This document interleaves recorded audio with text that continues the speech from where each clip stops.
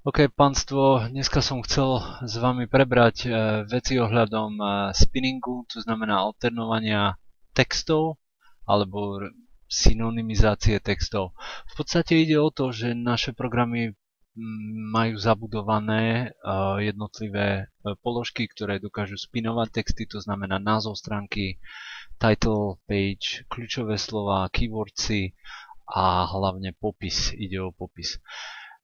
Pri spinovaní vlastne môžete vychádzať z toho, že si napíšete tri rôzne druhy titulkov, tri rôzne druhy opisov alebo kľúčových slov. Môže to byť nielen 3, x, y, 10, 20 typov opisov a tak ďalej. A tie vlastne v tomto špeciálnom formáte v týchto špeciálnych zátvorkách vlastne s týmto špeciálnym oddelovníkom si ich takto naskladáte do textu a potom ich vložíte do nášho programu. Ako názov stránky. Ups. To mi nevyšlo. A v skratke ide o to, že môžete to robiť vetu po vete, avšak môžete ísť ešte dovnútra do tzv. Hlbšieho spinovania alebo nested spinning. To znamená, že zatiaľ čo tu mám jednu verziu servis mobilov zvolen, tak vlastne túto verziu môžeme rozpísať ešte do väčšej hĺbky. A tu vidíte, je to servis alebo opravy mobilov alebo telefónov. Zvolen alebo Banská Bystrica.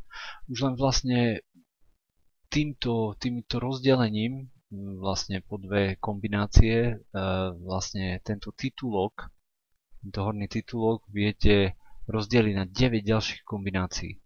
V podstate tu nejde ani o Google, že niekto môže povedať, že Google vlastne dáva dole ležať katalógy, vkladanie do katalógu je blbosť a tak ďalej. Tu ide hlavne o váš biznis, pretože nikde na internete nesedia ľudia, ktorí len čakajú v katalógoch a pozerajú, kedy sa tam zjaví nejaká stránka o oprave mobilov vo zvolenie, hej.